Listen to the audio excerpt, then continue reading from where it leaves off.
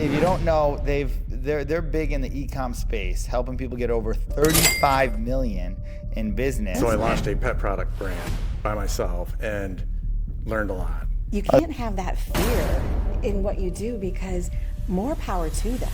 I would rather that somebody learn from somebody else because that's how you gain that information. You're amazing. I've done a lot of interviews, just, a little feedback. You're a great interviewer too. Never lose that magic, Jeff.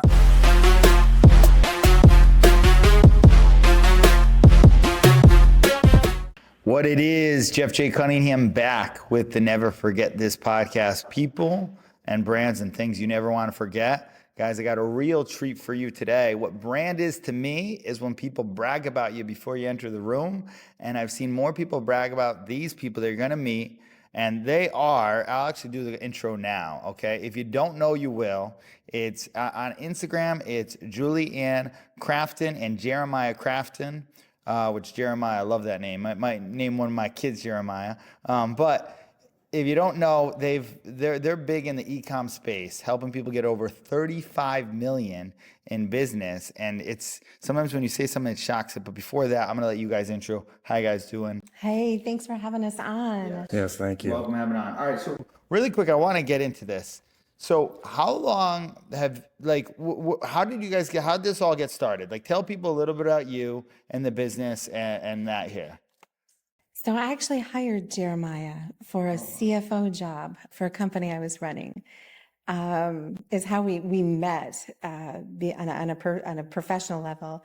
And I had gone through so many CFOs before for the company I was running, having some issues because entrepreneurship is really difficult when you've got, it's not just about the columns. It's not just about the black and white that accounting people see. You have to share the vision and you have to align with that in order for your company to grow. Yeah. And if those purse strings aren't really looking at the vision in a responsible manner. Now, I'm not trying, not saying that you just go for it all and don't think about it because we have to be good stewards. But at the same time, you have to share that vision and it has to go all the way to the accounting people. It has to go all the way to, a receivable and your payables and make sure that you're doing a job well done. And Jeremiah had been referred by an accounting firm and he was all that. He was new to a CFO position, even though he ran accounting departments before. But there was so much growth and so much vision and he really understood what an entrepreneur was. And I felt like it was a great fit and it was. And that's how we met. So what business, you were right, this was in corporate, right? This was in corporate. Okay, perfect. So what were you doing there? So I was running a company. I had started with that entrepreneur. I was his sixth employee and he was doing about $250,000 a year, just e-commerce sales, in a specific. Now, how long ago was this? So that was in 2008. Okay, wow. So you are a pro at. And I'm only 21. No, I'm joking. 2008. You're helping run a business. Yep. That's in the e-com space. What's part of the e-com space? Purchasing department. So, and then we did all three marketplaces, but mainly eBay to start. And I worked my way up to running the company in less than 2 years. And we grew to almost 100 employees, 3 warehouses, multiple drop shipping, multiple stores across multiple marketplaces, and over 35 million in sales a year. So, by the way, you have such a very presence where you have this nice leadership, but there's also this boss dynamic. Yeah. The lead where it's like this softly, not intimidating, but don't do the wrong thing, but loving, which is what you need to be a leader. You need to be empathy, but you need to have standards, right? So in a quick second, 100%, that's what it's all about. So you were running that and then you hire Jeremiah. Yeah. Right? Yeah. As CFO. But did you always have this dream to go out on your own and build this all stuff, or? So my parents were both entrepreneurs. My father was a builder, and when the real estate industry took a dive in the 80s, they both enjoyed cooking. He was an avid big game hunter as well. So my mom and him enjoyed cooking so much. He went up for a hunting trip on a weekend and bought a restaurant. Now this was this Michigan too? It was Michigan. Yeah, so he's still in Michigan because you guys are from Michigan, right? Yes. So that's cool. Yeah, a lot of hunting there. One of my guys, he was doing it, filming his course, and he had the whole hunting stuffed animals, the whole game room. He's like, "Yo, should I show all this?" Mounts. They're not stuffed animals. They're mounts. This is very careful. Yeah, they cost a pretty penny. They do. His thing was beautiful, and he's like, "You think people get mad at that?" I was like, "No, it's you. Put it out." Sure. Absolutely. Okay, so avid hunter. He buys a restaurant. Yep, and he came back home on a land contract because, in the 80s, you still handshake, you still, do all this. And he had bought and sold houses and built spec houses, so it wasn't new to real estate. And he came back home and he told my mom, I'm the youngest out of 5 children. And the 2 boys ended up, or the oldest son took over the building business. They moved up north where my grandparents had lived on my dad's side and started a restaurant. They closed it down, remodeled it, built up all this attention and launched it thinking that, my 2 daughters, my sister's 3 years older, will grow up and, have a great life and be able to work in the restaurant and everything. And they expanded their restaurant and doubled the size of it within 5 years. And they bought another restaurant on top of that. Well, what type of restaurant was it? Just family cooking, 3 meals a day. Family cooking in Michigan. You can't, my mom made Man, I'm getting hungry right now. homemade cinnamon rolls and pecan rolls and pies and breads and biscuits. And they both enjoyed cooking. My dad used to flip eggs using a trowel at first, because that's how he would lay bricks and stones. So it was good times. They owned it for 25 years, worked very, very hard. Now, did you work within that business? Yep. So you came from entrepreneur, so you knew this whole part. yes, yeah. That's how you became such a. My dad was fearless, and my mom was, the strength and rock behind him, and that's what Jeremiah is to me. I may have that fearlessness, but he holds me and gives me the foundation that I need to be able to be the best version of me that I can be, which empowers both of us. So yeah, Jeremiah, let's talk about this. You get hired, okay, as the CFO of this company, right? It was it a startup at that time or no? No, not really. Everything's kind of a startup, right? I always say like that at that point. So what was your main first memory kind of working in and first impression of Juli here? She was a go-getter, and just a person that can juggle a million tasks at once, and just somebody that just she was always looking forward on how she could do something better.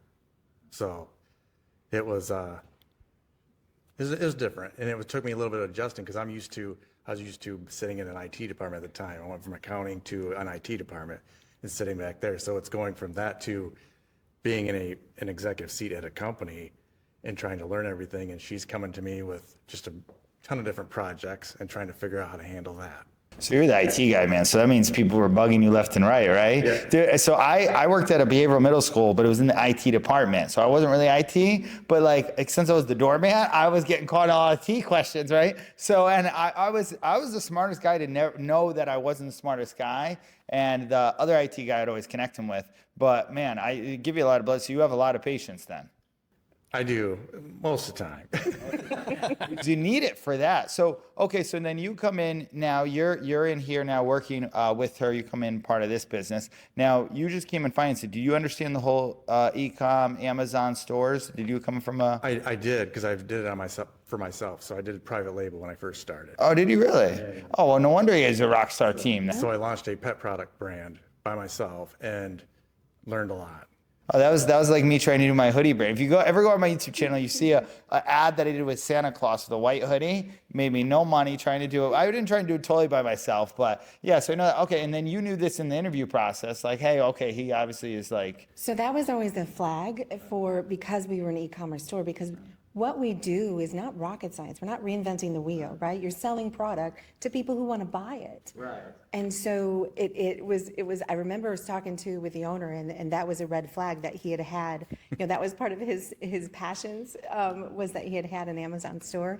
And it was always like, are they gonna just replicate what we do? And you can't have that fear in what you do, because more power to them. I would rather that somebody learn from somebody else, because that's how you gain that knowledge. Knowledge isn't power until you apply it. And so the application of that knowledge is what's hard. And that's the strongest thing that one can do. no matter if they're working for somebody else or working for themselves. And Jeremiah had that vision, and that was the real difference, because traditional accounting people do not understand entrepreneurs. Right, yeah, that's very true. That's why when you said that, it kind of shocked me about them. I was like, oh man, I like this guy even better. But so you said that again, fear on, you can't have that fear. Say it again, because that's so important. You can't have the fear of the competition to stop you. And if you allow that to stop you, you will grow, because it can't be about you. Right. You have to feel, what are you going to do? And if you don't face those fears and you stand up and recognize them and say, you know what? That's the only thing that's between me and that closed door. And so you walk through the door. You just have to do it. And it's the faith and the strength that gives you, because what's the worst thing that can happen? That door closes? Okay, so there's a window open. There's another door that's open. There's other, possibilities down the road, and you don't want to miss them. So you got to keep walking through the doors. So with you, the vision, understanding her vision, so you guys obviously got together in business first, or? So man, so maybe that's how it'll happen for me. I never forget this following the journey here. So, all right, talk about the business part of when she interviewed you, and you saw the vision of your vision of understanding entrepreneurs for accountants out there. Like, how do you understand the vision? That's a good question. So it's just trying to figure out where you want to go is the best way. Is where you want to go or where somebody else wants to go, and how to get there. So.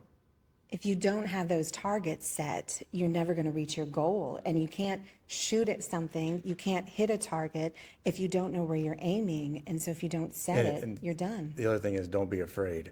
When I walked into that situation with them, they had, I can't even remember, 5 different e-commerce stores at once, and each of them was doing quite a bit of money. Yeah.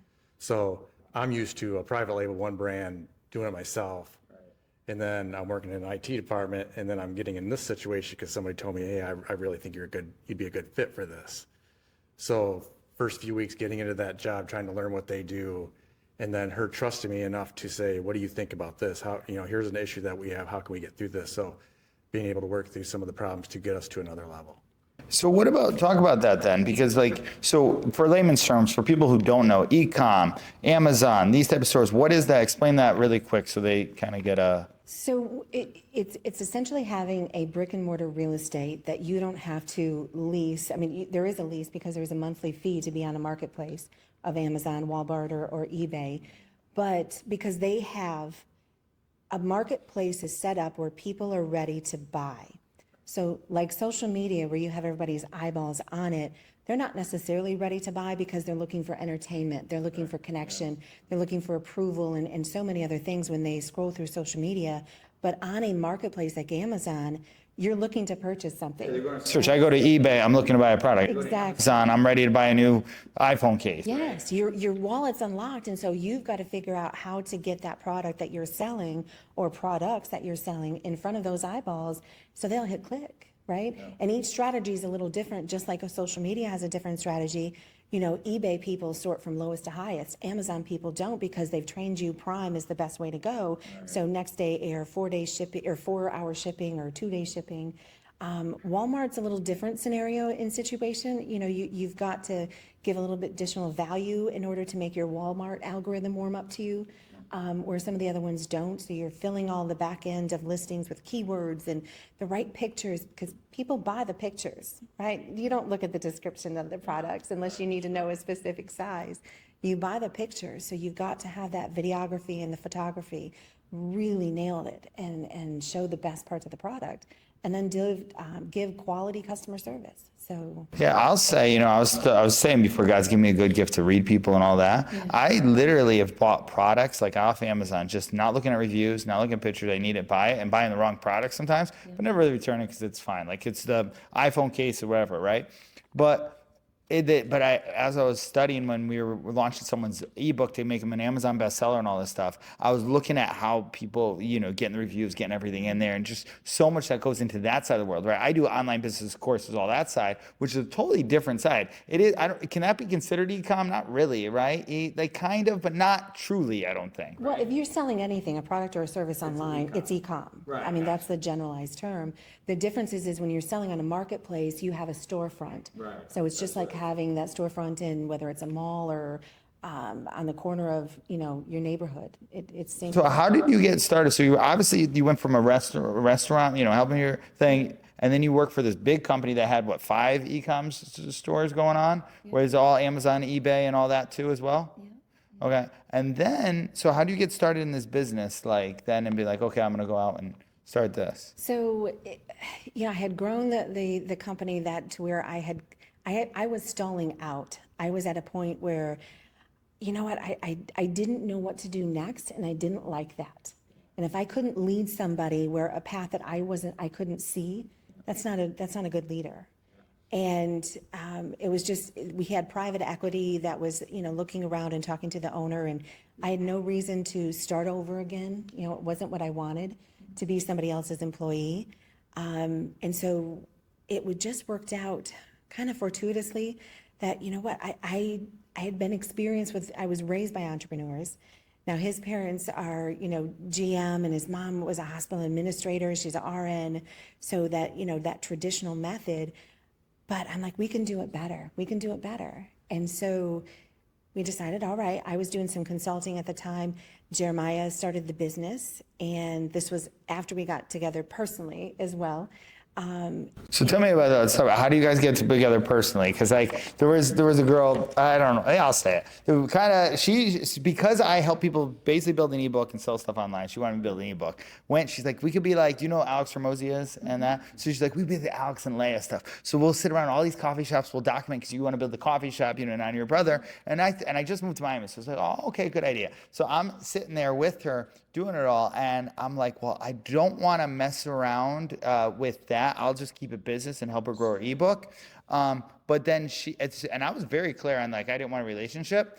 And man, she's the women, when they want you, man, they're good at getting you to fall for them, and it definitely taught me a lot. Right. But my point in saying that is, so talk about that, of the business thing, of doing the business, then getting together. When did the personal attraction happen, and how did that all start? It was. I love that story. I love the love story. Every music's about it. That's why I asked Lambo Drew about it, right? I love that. So tell me how that got.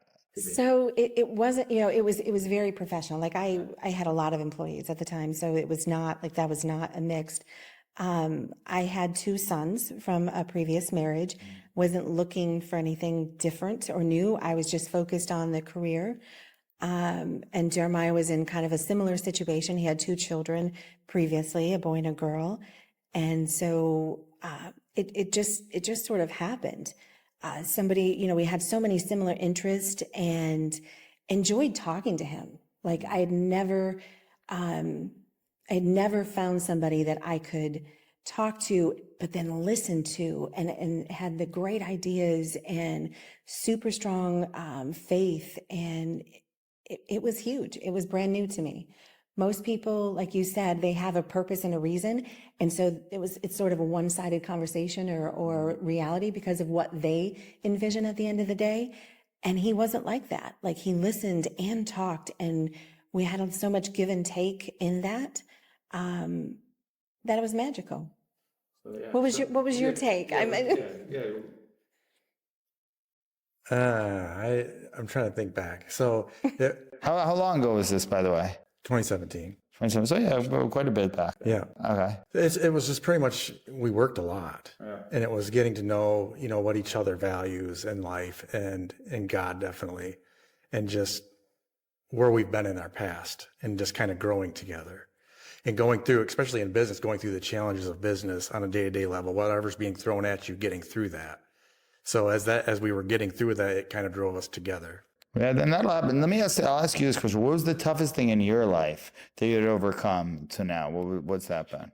It's difficult for me to talk about. When I would say about 18, I tried to take my own life. And it was, you're thinking the whole world's against you, and you're trying to get past it. And I remember getting in that hospital, and was my parents, and my parents installed in me. They said, what are you doing? You got everybody that loves you, and you need to fight. And so I think from that day forward, it's been fighting for what I believe in, fighting for myself, and just showing everybody I care. Oh man, dude, I'm so glad you didn't take your life. That's crazy. So one of my students, right after I lost my brother, he took his own life. And you see this stuff that people go through in their mind, and and he was a genius too, right? And you're a genius. A lot of geniuses sometimes speak to that, man. Speak to, because I saw my mom. I believe nobody's gone through this life if you haven't lived long enough, if you haven't wanted to like kill yourself. I feel like there's so many powers to be and stuff that, and I feel like it should be more normalized that those are actually not abnormal thoughts, so people don't think they're crazy. Okay, but what would you say to somebody who's 18, a genius kid, they're at home and they're thinking those same thoughts and they're in that spot? What would be a message that you'd say? I would just tell them, don't give up. Just don't ever get up. Life is about getting knocked down and getting right back up and just fighting for what you believe in. Yeah, okay, wow, man, I did not expect that, right? But it doesn't surprise me, right? And it doesn't surprise me because it happens so many times. So you're 18, there you are. We have a loving family around you too, right? Yeah. So it shows that you don't need everything like for that to, especially when you have a mind that really works in such a way, your brain's always telling yourself stories, right? And if you're telling the wrong stories or just different stories, it can put you in a really bad spot. So what was the biggest transition that you kind of overcame since then? Or like because mind and brain health is so key now that we're getting so key on it and we're learning more stuff as we're always evolving. So what was one key that really helped you kind of keep your thoughts together? Because that's really what it becomes. It becomes a series of thoughts. I remember being there, right? I wanted to take my own life. I was after I lost my brother, and people say it's not your fault. All I kept hearing was your fault, right? So what was something that kind of got you past that mindset? Just doing a lot of reading about how to improve yourself. So a lot of self-help books and people that have gone through similar situations, and not being afraid to talk to people about it. Have you written a book yet? No. All right, you got it. What's one of the best books you read on it, or like that helped you out? The Bible. The Bible's the biggest one, and I've as I grow in life, I pray all the time. But one thing I have started this year is reading every day, and reading a chapter or something a day, or a few pages, even just to learn the Bible. Yeah, I've literally, so I told you guys before, I grew up Pentecostal church, then went to Baptist church where it's all, the pastors thought the whole Notebook story was basically that. Only girl asked to marry me. And really, I got back into the word more so than that. And it's really the answers. There's really so much wisdom and word if you really just shut everything out and kind of do it. That's why I started a Bible study, right? Because it was hard for me to read. So I started my own Bible study just on Monday nights on Twitter Spaces, just to be like, hey, I'm going to read the Bible if anyone wants to read it with me, because then I would find verses that would just not only apply to me, but they apply to other people's lives. So is there a certain verse in the Bible that the kind of... Not so much, but the one thing I can say is as I read the Bible, like her and her mom are big time in Baptist. Yeah. And there's a lot of things I don't understand. And when I don't understand, what the meaning is or something, I will talk to them about it to get clarity. All right. So the same question for you then. What was the toughest thing in life that you had to overcome, and how do you overcome it? I've had a lot of challenges, and I think that everyone does. My life started off when I was a teenager. So I told you my parents had a restaurant, and so my mom also catered weddings and stuff. And so my sister and I would help cater weddings, and you do all the cleanup and, take things home. And so we were driving back to the restaurant one day. My sister was driving in the car, and she crashed the car because she lost control on a dirt road into a tree. So I got the brunt of it, unfortunately. It was not her fault. It was just a freak accident. And I couldn't walk. They airlifted me. Passed away a couple of times on the way, but the Lord had other plans, but to see my dad's face before I could get on the helicopter, it was traumatizing. I could see, I'd never seen him scared. And it was crazy because he, would hunt and do different things. And it was difficult to see, but I knew I couldn't give up. And so a couple of years later, it took, through time and wheelchair, and because you broke both legs and your pelvis and your jaw and your wrist. And, but you're a kid and you bounce back. You do. How old were you? I was 13. Wow. And so what happened? And again, it was a accident that, Car accident. wow, man. And it's so crazy because like I've always seen stuff like that happen and you walk in here fine. You walk fine today. Yeah. Wow. And so your dad was one of those tough guys. Right? Oh, big time, big time. And so you remember seeing his face The hardest thing to see. when and he was broken, right? Absolutely. Yeah. Wow. Wow. Oh yeah, I can totally feel that. Like I totally feel. But that's what gives you the drive, if because they had the restaurant, he's gonna, he would wake me up at 3 a.m. and be like, we gotta go walk, and it's snowy in Michigan, it's cold. I'm a terrible teenager that doesn't want to do anything, but if I didn't have that behind me, and even getting back to, we were horseback riding, so I don't want to get on a horse because then you're afraid to fall. You don't want to break anything again. And, all these orthopedic surgeons. Good. So you were afraid to get on a horse too? Oh. Yeah, because when I taught the middle school, there's a picture of me on the horse, and I was telling the kids when they brought the horse out, I was like, I'm not getting on that horse, man. Those things are crazy. So they all took a picture. I kind of marketed it up to get the kids excited about it. Like I wasn't like, but I was kind of serious. I was like, no, I've seen people fall from horses. The last thing I want to do is like get into surgery. Although I had no problem playing football and doing all these crazy other things, but you don't know another animal, man. That's like, you got to make sure. Yeah, you're trying to control a 2,000-pound plus animal and figure out how to do it. But we did horse training for years, Western English, rodent parades, all kinds of good stuff. So. Wow, that's amazing that you overcame that, and so you were in the wheelchair and everything. I had to walk and ready to do that. So is that what made you so resilient today? Because I hear that he said that. I feel that. Like, and it's some of the things that doesn't break us in life is what makes us, right? So literally, it was broken. You're seeing everything. What makes you go so hard even today now? A lot of it is, it's faith. It comes down to it. There's 8,810 promises in the Bible that God gives us. And he cannot lie. How much? 8,000? 8,810 promises. Now, Never forget that. I've broken promises in my life, not because I wanted to, but because things happen, right? Everybody has. And we sin and we do this and we do that. But he can't sin. He hasn't sinned, and he lived a sin-free life. So if he has that many promises to me, I'm going to hold on to them. And I'm going to work each and every day to make sure that he's never going to leave me. He's never going to forsake me. He never gives me more than I can handle. So I can do this. And if you hold on to that, that's what gives you fear. I hate heights, but I still fly. I've been in a hot air balloon, but I'm scared to fall in. But you do it because you can, and he's there, because when it's one set of footprints, he's carrying you. So if there's two, at least you're walking on your own, so you can do it. Yeah, that's 100% like so where it's at. Like when so many people get so down, right? That seeing somebody else, and that's why we do this. The theme is inspire. There's always, when they hear someone who maybe has been in both the situations, that's what inspires. That's why I always want to do podcasts. That's why I started. I told you and I see you have a 10X hat, like Grant Cardone, right? Yeah. You into a few Grant stuff. We went for our first one. What was that this year?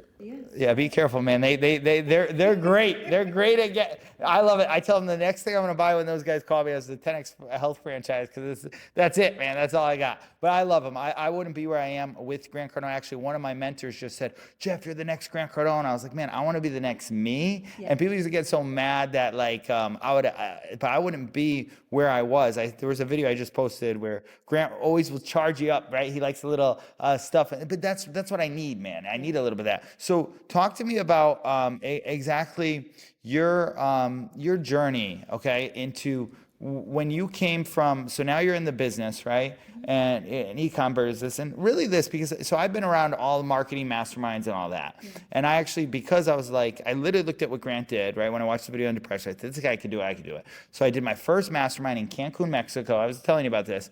And I got this one kid who was doing like the Amazon stores, and scams with Amazon stores are everywhere, especially during COVID. They blew up a thing, which is when I was then. You guys have been in it since 2008. You've been in it, right? So you've seen probably before, and it was all trusted, and then this whole influx of scams, right? I told you, I had one of the guys on the podcast.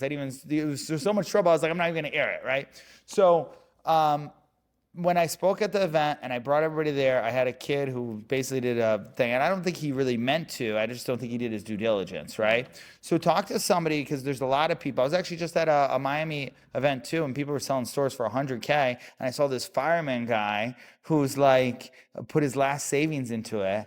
And I don't know where it all goes, but like, I think I was such a good guy. He's like, I hope this is going to do it. And so I see this stuff happen all the time, right? And I actually so my point in saying this, speak to the people, because I've known a lot of people who maybe lost their shirt or been scammed in this series, and speak to that of like, what are the scam things they should look for in that? Because I could give you like all the stuff I've seen, you know? There's so much, but every industry has it, right? There's real estate scams, insurance scams, people scam people all on the phones all the time, every day. And don't ever scam older people. That's like the worst. There should be a special place, you know, that they need to round them up to, or anybody. You should never be scammed, first of all. No, but I hear what you're saying. So true that there are scams everywhere and we don't even think about it. Yeah. But like, I used to sell windows, right? And all the people who bought were elderly because they couldn't repair their own stuff, right? And there was a lady, I still remember, an old lady, I was at a thing, and she told me how, and the best thing that made our company reputable, our name, was that we never left him dry. They would always have the guy, they'd give him cash, and he would leave, right? And it made our name great. Like, those guys actually made it better for us because it made a more valuable thing. But this one lady told me that, this guy took her money and was trying to, you know, and you can do financing and get these people in this whole thing, right? And I just saw it, and like, she didn't have a lot of money. She couldn't even afford the door. Joe will get mad at me. Best man, I didn't even sell her. I was like, no, man, just call me if anybody's going to do something, right? But so I connect with you on that. So, but what are some what are some of the things that you do that make it like, I mean. So one of the biggest things is when somebody opens up a store, they always remain primary access. That's huge. That's number one. That's like giving, you don't give away your secret phrase in crypto, right? You keep that and that's locked up. Your partner, no matter who it is, should always have child access only and never full user permissions. User permissions should only be gained and issued by the primary user. Even if it's bringing my team on, I want that primary user to be doing it because there should be transparency there. They need to know who they're bringing on. Is it from the United States? Are they from a different country and whatever? And I work with manufacturers globally, and there's no other country that's better than anybody else's. Now, we live here in the United States, and I will say there's a lot that's good here. But at the same time, you need to be aware of that. Mm-hmm. And then, so you never give away full permissions. You never give away your primary access. Bank account always goes into the clients. You know, you're not buying into this group store situation. Not to say that they're all bad, because I'm sure maybe there's some that are good. But you don't want to just be an investor. This is a business, and it has to be treated like one, which means there's always going to be risk. Right. There's risk to walk across the road anymore, but you have to understand that. But we try to mitigate as much risk as possible. That's within our control. Stay within terms of service of each of the marketplaces that you're on, and that's massive. And then go back to the distributors, because just like with anything, the more quantity the buy, the better the pricing that you get, which increases your profits and your returns. Right? But there's action that needs to be taken. They should be cash flowing 60 days. They should be cash flowing in at least 10,000 in 90 days. They should be cash flowing and get their return back within that first year of whatever that investment is for the onboarding process. You know, we have the most value from our clients when they stay past year one. So when they're in year 2, year 3, year 4, year 5, because that's that residual income for them and for us. But the most amount of work for any store to be launched is in the beginning. I have to set up distributors for you. I have to get products in your store. We're going to populate 5,000, 10,000, 20,000 listings. That takes work. Right. That's a lot of mapping. That's a lot of data that this man has to crunch and put together and have the team launch and put in as many automation pieces as we can. But you've got a repricer. You have to get it set up right. And so in the first few weeks, the client doesn't always see the progress, because we have to get you ungated on Amazon. We have to get you opened up, get your distributor set up. But after those first couple of weeks, they need to be seeing progress. And if they're not, they need to be on the butt of the person that's, responsible for it, because we have to be a good partner to that client. we're their manager, we're their service company. So we have to deliver the services that we said that we would. Yeah, perfect. No, and that's so true. Like, it's a business. You're running like a business. It's not like a get rich quick scheme. Like, all in marketing, right? I do marketing, so people always will tell, hey, invest 25,000, make this here, the whole deal, right? That's the gimmick to sell it. What's the way you guys like? So Amazon FBA, is that kind of what you do? That part of it, or? Well, FBA or FBM. So usually most stores start off as FBM until we have enough data for that particular store to bring in products. And then we have our own warehouse. It's a few miles from our house in Michigan. So we can leverage that, or we import products for you and leverage that for unloading, shipping, labeling, and then ship it into FBA. Then depending on the size of the product, sometimes FBM is better anyways, because if I'm shipping in a little mini fridge, that's going to cost a lot more to ship it into Amazon to ship out versus a little cup like this, right? So that makes a lot more sense. So the fee structure. So you have to know that, because that comes out of that client's pocket, and we do an 80-20 split. Client keeps 80 of that profit. So every time I can make them more profit, I'm increasing my paycheck too.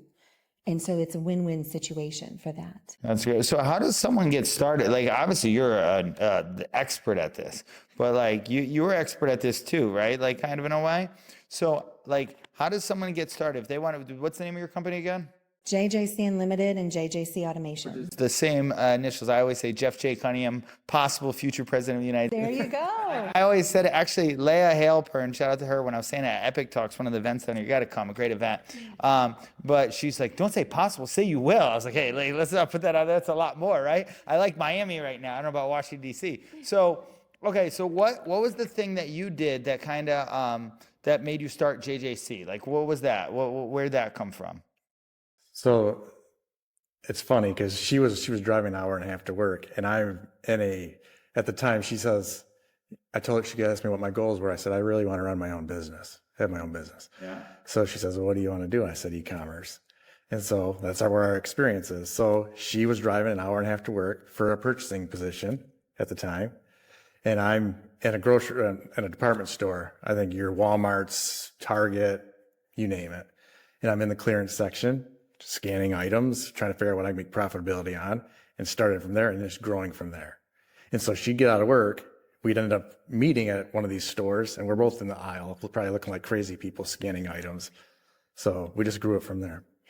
So all the manufacturers that I had made over the previous 8 years were all super supportive. Like, I had a non-compete for that particular niche, but that doesn't, manufacturers can really switch gears and make, right? So you had all this good rapport built up, which I could see, and there's all the credibility. So it kind of made it almost a no-brainer. You have the guy in finance who crunches the numbers and can do the data, and then you have all these relationships. So then how long ago did you guys start that? 2019 in October. Right before COVID. Yes. So it was right, like, during COVID, right?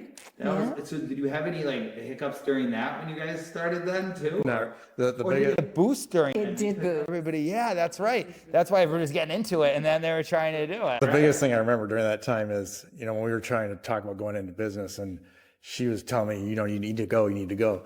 We confronted my parents about it and told my parents what I was going to do.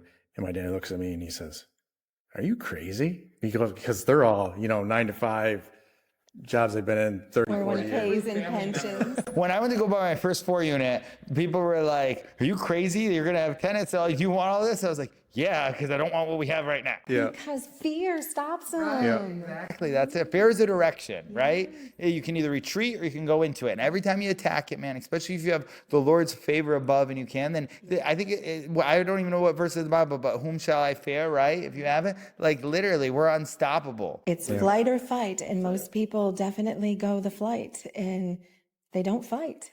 So okay, 2019 you started, so you see a boost of it. Do you think the market, did the market start getting saturated and did it make it tougher for you, or you guys were so ahead of the game that you were just winning? I don't think it got saturated because there's always new products coming out there. There's just ways of discovering those products. And we really go about it 2 ways. So I value my vendors and my manufacturers just as much as I value my clients. Yeah. And the reason being is that you can't have one without the other, right? And so we've made it a very diligent to make sure that we're cultivating all those good relationships and attracting new.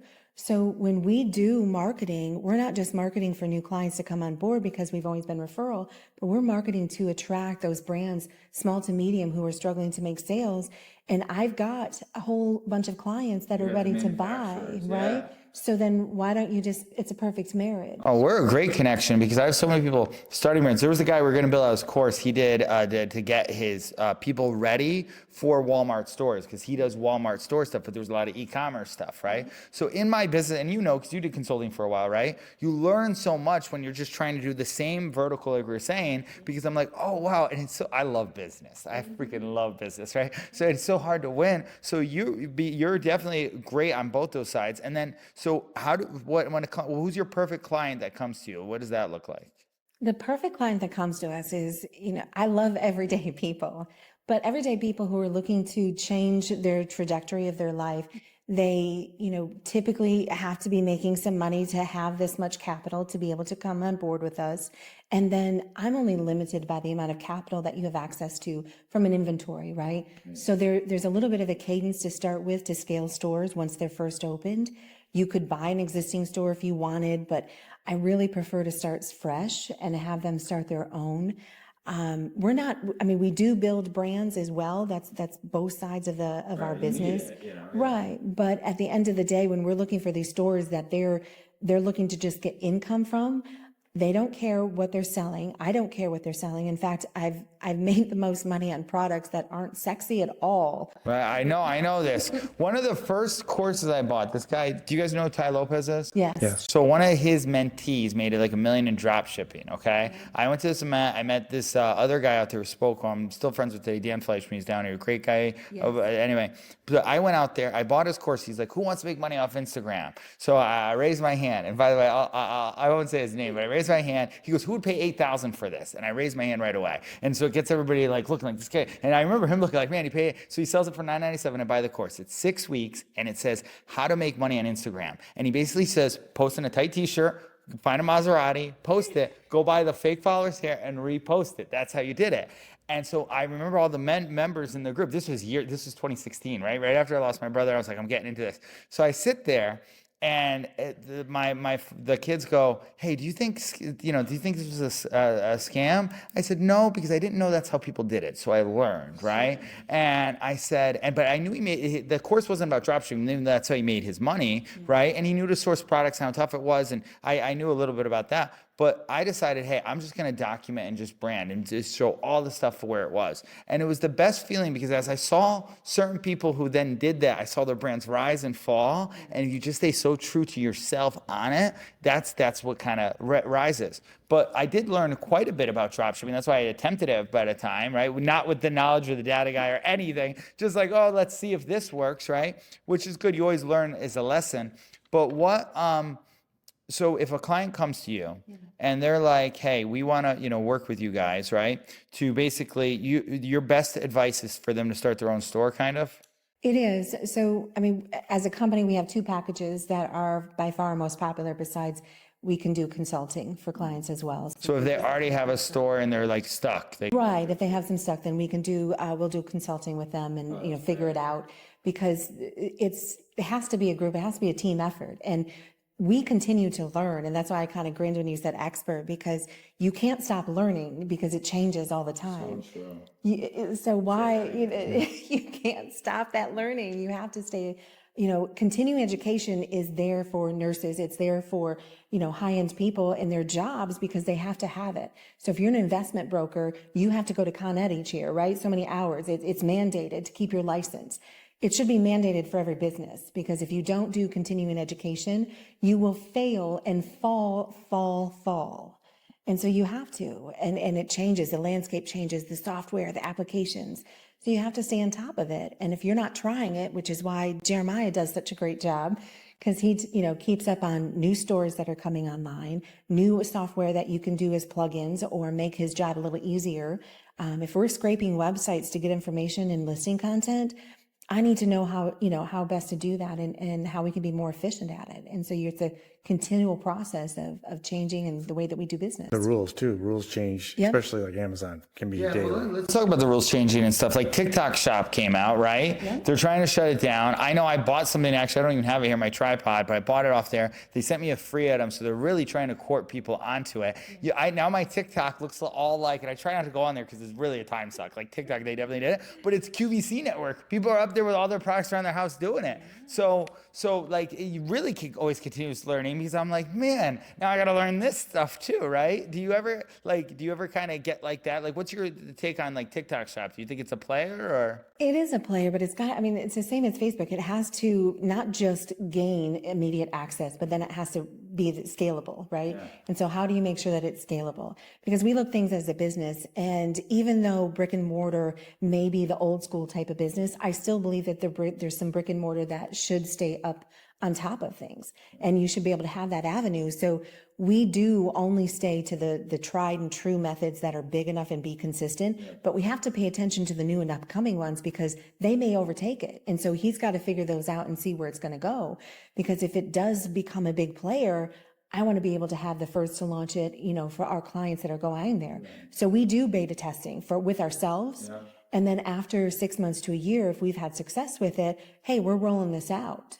We're adding these on. We're adding another platform on, and we'll give it to our current clients, whether if they want to come on board as some of the additional beta testers, or if they want to come on board and at a discounted price, because we're going to use these trials and how you go and how you're scaling this new platform that's coming on board for new clients that are just coming on board all together with us. All right, yeah, that makes sense. So tell me about, because you guys have a warehouse, right? Yes. So what does this warehouse look like? Like what is it? Depends on the day. It's 4 boring walls, about 50,000 square feet, and big old parking lot.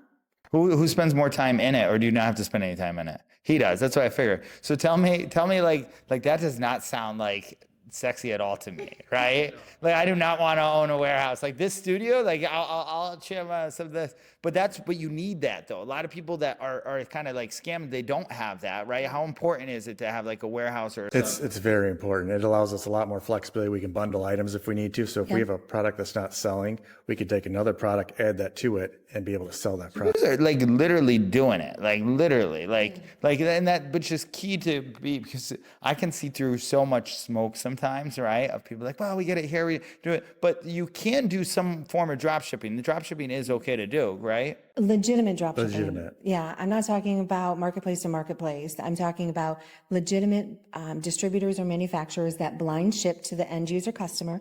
They cannot be labeled. They cannot have any type of promotional information inside the product or on the box itself. It has to be a plain box. And so a lot of, when you have to create a really good distributor relationship for them to do that, because they want to promote themselves, right? Everybody wants to promote themselves. And so if they're going to do that, you need to pay them to do that and make sure that's worth their while. And then we also handle the returns. We handle the customer service end of it. I mean, you're involved as the client and the owner, but you don't have to be responsible for the day-to-day business. Yeah. You're literally just the owner. So imagine you have a franchise that you've put people in place to run, and we do that by scaling across multiple marketplaces, provided your inventory capital is good. Yeah. Have you ever heard of like the stories where people like they buy from stuff, they say it gets shipped and they haven't gotten it, and any of that, those horror stories? Yes. You've heard all the horror stories. You've been in here, right? There's companies that sprung up due to COVID because they can sell fake tracking. Yes. Wow, yeah, that's right. Yeah, Like, come on. That's how most drop shipping, that's what they do. If that kind of energy and time was put into something good, they wouldn't have to come up with all this scam stuff. But even with all the scam stuff, it makes you guys more of a leading, sought out source, right? It is, but we're not that flashy, I know you're not, which is why I love you guys. But if you notice, I'm probably the least flashiest guy there is for it. And but that's there. You know who Gary Vaynerchuk is? I've heard the name. So he does the thing called V Friends. I really want to get big. It's for kids with principles. Oh, yeah. Yeah, and they do a thing where it's Flex and Fox, right? And they show him where he's like flex. It's a little cartoon thing, right? But it's so cool because everybody flexes in a certain way, and I flex by not being flashy, right? That's my flex. So it's like we're all flexing in a certain way anyway. All right, so what's the thing that makes you different than all the other services then that are kind of out here? So my opinion is we talk to all our clients, or she does. So every one of our clients talks to her. She knows a lot about them. they can tell we care. I don't know every company out there like that does what we do, but I know that that's one thing that I've always heard is different. Yeah, and that's true. The biggest thing that I ever got by a mentor to me is customers feel soul, right? And when they feel it, and I feel that with you guys too, which is, I wish I found you guys way sooner. Like, you've been around for a minute, I could have made a lot of better introductions. All right, so like, how do we, like, can people get sued in all this stuff? Like if they search that stuff, like, because it gets kind of. So clients, so after you make $10,000 in sales, it's mandatory that you have insurance, right? And it's basically liability insurance because you're selling products to end consumers. But I can't imagine that what we do on their behalf as the service provider doesn't go against legal statutes in the United States or certainly anywhere else.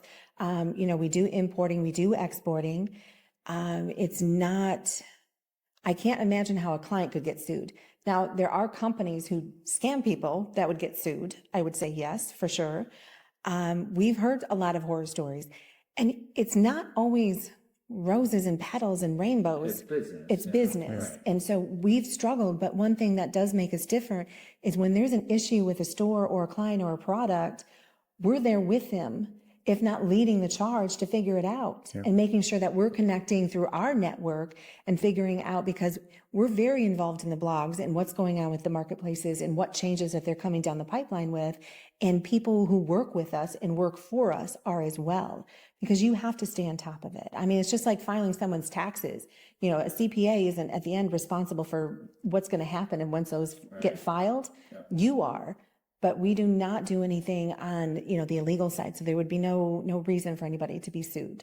Yeah, what's some of the things that, like, the support you guys offer for someone who, like, kind of works with you then in that point? They come on, right, as a client or even for consulting, right? Like it's really like, it's the caring and the knowledge from so much years of knowledge. Yeah.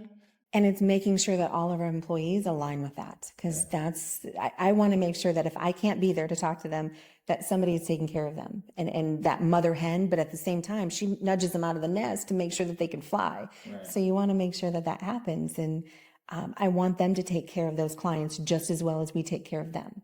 And they should be doing that. So goes back to the old adage, treat somebody how you want to be treated. Yeah. And what about the guy who did 35 million or whatever? You got someone to 35 million. What was that process look like? Oh, that was scaling. That's millions of dollars in inventory.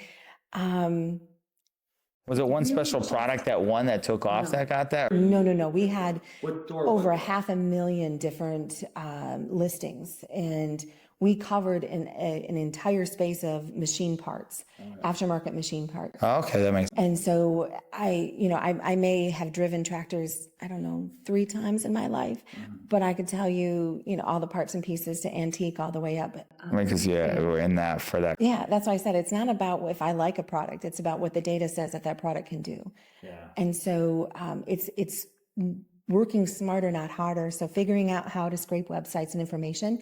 Manufacturers traditionally do not have information on the products that they make, which is unique. And if they do, a lot of times it's information they can't share because it may be branded. So if you're trying to buy a GM part, for example, you're not going to get, that flywheel information or your radiator cooling information, the specs from the manufacturer.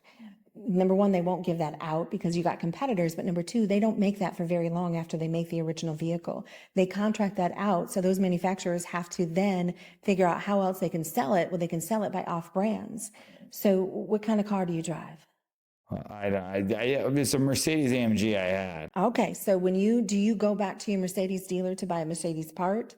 No, not really. We go offshore. So you can have you go to Napa or Advance, something like that. That's an aftermarket. Oh, gotcha. Yeah, no, one of the guys that I went to Columbia for, when I rededicated my business to God, he had a Ecom store doing all auto parts. That's where he made all his money, and he built a couple of businesses out of it. Yeah. So that's great. I actually met him through the 10X community too. So, there's a lot of good business people in there. What's your main...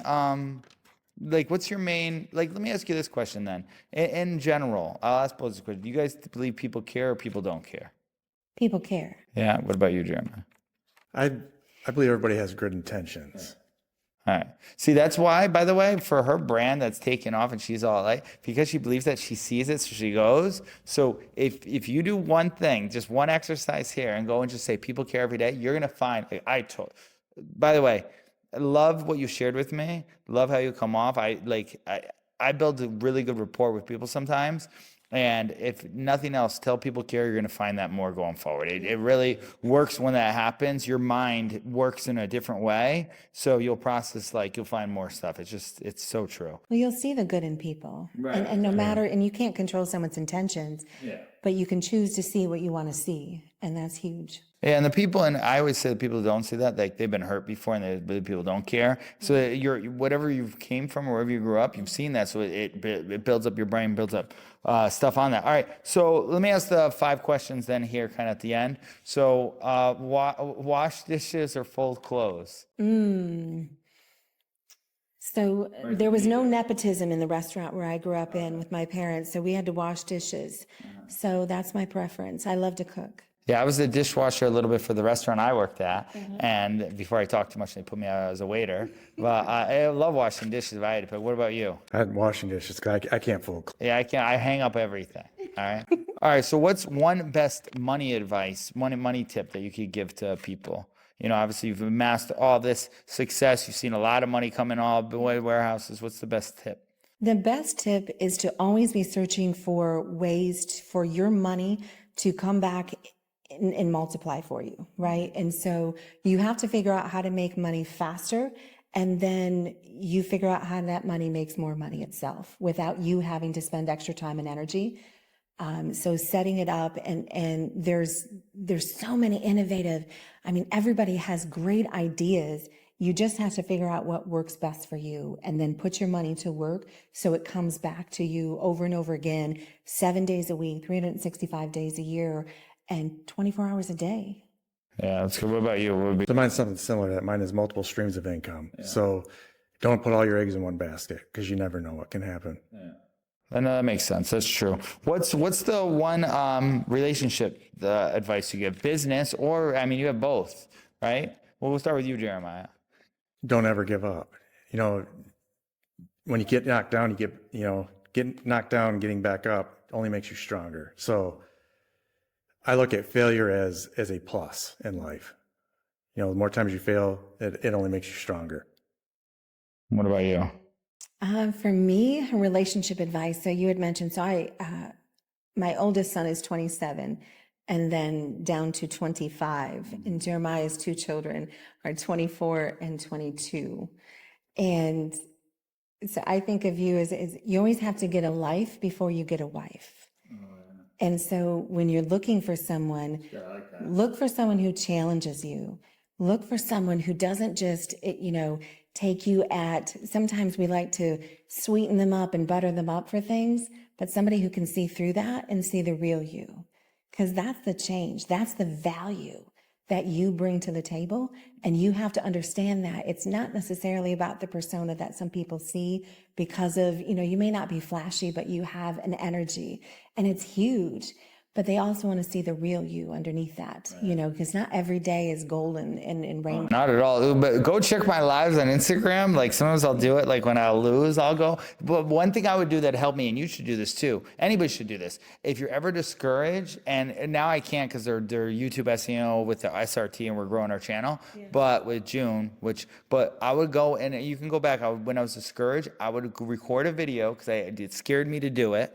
And I would talk to that person that I would be trying to inspire those above. And it helped me so much. That was the thing that helped me get better at all this stuff, right? So it didn't happen overnight. But what were you going to say? So motivation is a daily event. You don't always wake up and having this drive. I have bad days, good days. I have, so days.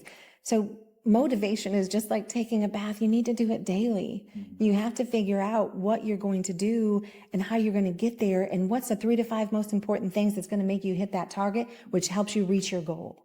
And do it and connect with the people, because I don't ever want to be the smartest person in the room. I want to surround myself with people smarter. You're pretty smart, by the way. The way you put stuff on here, man, I've definitely done a good job on, and I never forget this. Well, and that makes sense why you partner with this guy, too. He's pretty smart, too, right? So you guys are rock star. So, okay, education system. So we're already doing it. It's already changing since then. And you guys are doing it. You do a former consultant and you're getting people all online businesses. It's got to be such a good feeling to watch people win in the marketplace, right? But what's one education, like best education tip you'd give right now that we could? So I was homeschooled before homeschooling was cool. Yeah, me too. And now it's cool. Now, like, everybody thought I was weird. I mean, people probably still think that. But... Oh, that we have some sort of social deficit, you know. Yeah, I never had that, by the way. Well, I did. It was awkward, I guess people would say. I had long hair, but. Hey, you know, it's okay. No, so you cannot take school and send your children to school and think that that's the babysitter for the day. You have to take accountability for raising those children. And I was not a perfect parent at all. I learned so much more after my kids were grown and I struggled, but I did the best I could on every day and every decision that I was there. But you have to take the accountability, and it doesn't mean that, oh, they're going to school and you check that 4 to 6 to 8 hour day off your list. You're still accountable for what they're learning, who they're around, and what is been feeding into and filling their brains. Right. And so homeschooling your children or finding a way, especially now, there's so many programs out there with online that can help make this process easier. And Lambo Drew and Renata do that, and they're amazing. Yeah, they are. Amazing. And so their children are amazing, and it just speaks to who you are. Yep. I think it's fabulous. That's true. What about you? Education tip? So, Education advice? So mine is, I with children, one thing I have noticed is people go from high school right into college, and they're spending money taking classes they don't even understand what they're taking. Yeah. So they end up spending a year, 2 years in college, get all this debt, and then they still don't know what they want to do. So my advice is figure out what you want to do, what you're passionate about, and then figure out how you want to get there, whether it's going to school or whether it's going to be starting your own business. Yeah, perfect. All right, where can people find more of you?